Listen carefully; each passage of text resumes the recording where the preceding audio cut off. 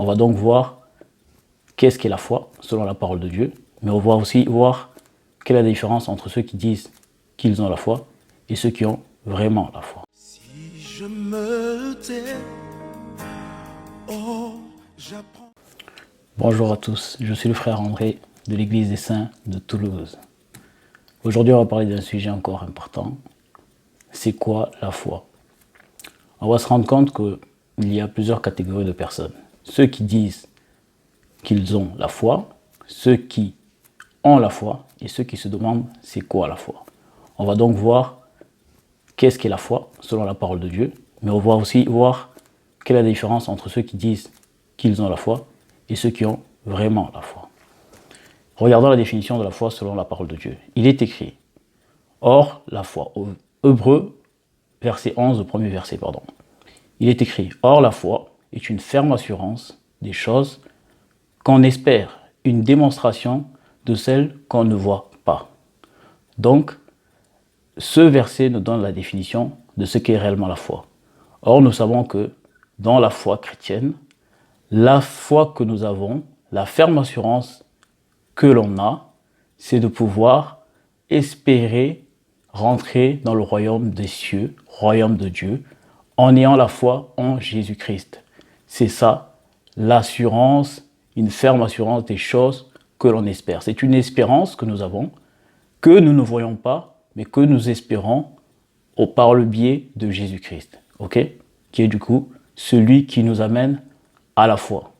Maintenant, cette foi-là est complétée par la démonstration de celle qu'on ne voit pas. Donc, la foi, ce n'est pas seulement de croire, c'est également la démonstration de ce à quoi on croit. Donc, on va voir le verset qui va nous permettre de comprendre ce que nous dit la définition de cette foi. Romains 8, 29. Il est écrit, car ceux qu'il a connus d'avance, il les a aussi prédestinés à être semblables à l'image de son Fils, afin que son Fils fût le premier-né d'entre plusieurs frères. Ça veut dire que la foi, en réalité, c'est certes d'avoir l'espérance et l'aspiration de pouvoir rentrer dans le royaume des cieux par la foi en Jésus-Christ, mais c'est aussi le fait de devenir semblable à l'image de Jésus-Christ, parce que c'est ça, c'est ce à quoi Dieu a prédestiné ceux qu'il a choisis et ceux qu'il a prédestinés pour entrer dans le royaume des cieux. C'est pourquoi il est écrit que ceux qu'il a connus d'avance. Donc, il les a aussi prédestinés à être semblables à son Fils. Donc, son Fils, c'est Jésus. Afin qu'il fût le premier-né d'entre plusieurs frères. Donc, il faut comprendre que Jésus-Christ, ayant connu la mort, mais ayant été ressuscité, il est le premier-né de la mort. Donc, ça veut dire que ceux qui croient en Jésus-Christ croient aussi qu'ils vont vivre après la mort. Ok? Donc, c'est ça la foi. C'est de croire que on va vivre avec le Seigneur dans le royaume des cieux, même après notre mort, mais également, nous allons être héritiers de ce royaume-là. Mais pour hériter de ce royaume-là, ce verset nous dit qu'il faut être semblable à son Fils Jésus-Christ. Et du coup, Jésus-Christ, nous voyons que lui-même, étant pourtant Dieu, ok, étant l'image de Dieu sur terre, pourtant, il est venu non pas pour faire sa volonté, mais il est venu pour faire la volonté de son Père. Parce qu'il a dit, je suis le chemin. Ok? Et lorsqu'il est venu, étant le chemin, il est venu pour montrer aux hommes ce qu'il fallait faire pour entrer dans le royaume des cieux. C'est pourquoi il a dit à ses disciples, il a dit, je m'en vais auprès du Père, vous savez où je vais et vous en connaissez le chemin. Et l'un des disciples a dit, mais Seigneur, nous ne savons pas où tu vas, comment en connaîtrions-nous le chemin? Il leur a dit, vous savez c'est quoi le chemin, je suis le chemin. Okay? Donc le Seigneur étant le chemin, il a lui-même montré ce qu'il fallait faire. Regardons dans Jean 15, il est écrit au verset 9. Jésus qui parle, il dit, comme le Père m'a aimé, je vous ai aussi aimé, demeurez dans mon amour. Si vous gardez mes commandements, vous demeurez dans mon amour, de même que j'ai gardé les commandements de mon Père et que je demeure dans son amour. Donc, la foi, c'est de demeurer dans les commandements de Jésus, afin de demeurer dans son amour.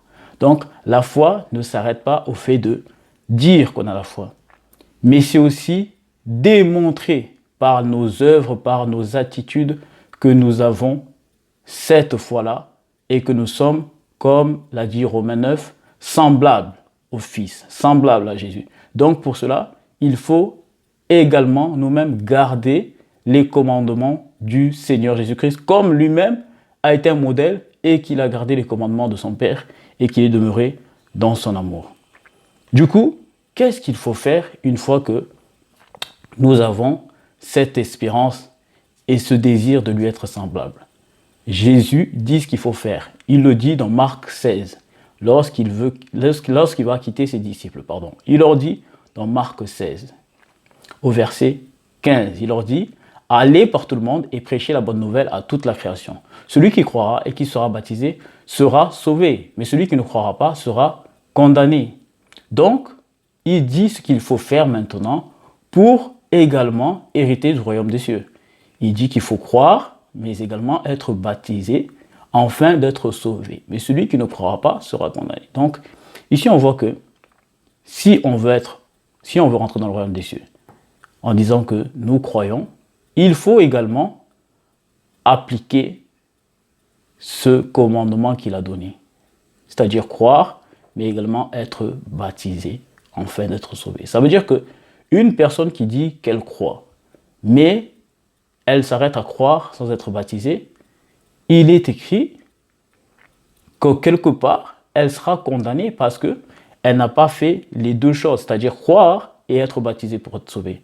Parce qu'il est écrit, mais celui qui ne croira pas sera condamné. Une personne qui dit qu'elle croit, mais qu'elle ne va pas au bout des choses, c'est-à-dire croire et être baptisée, elle va être condamnée parce qu'elle s'est arrêtée au fait de croire. Elle n'a pas accompli tout le commandement. Or, la parole, il faut accomplir tout le commandement selon le modèle. Ok?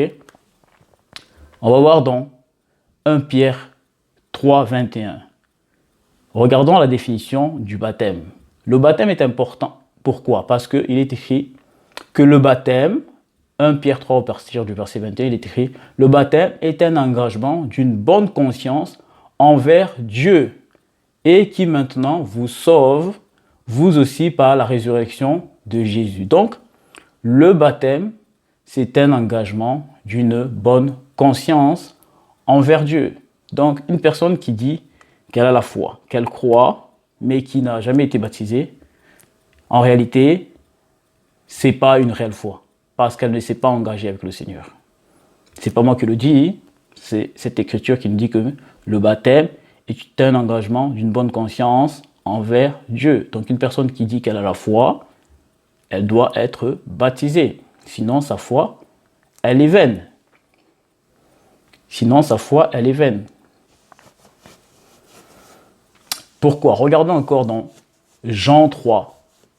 Regardons dans Jean 3. Jésus explique à un maître des Juifs. Il lui dit, en vérité, je te le dis, si un homme ne naît d'eau et d'esprit, il ne peut entrer dans le royaume de Dieu.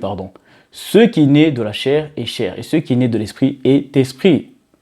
Donc, là, le Seigneur explique que tous ceux qui rentreront dans le royaume des cieux doivent naître d'eau, c'est-à-dire le baptême, et doivent naître d'esprit, c'est-à-dire recevoir le baptême de l'esprit.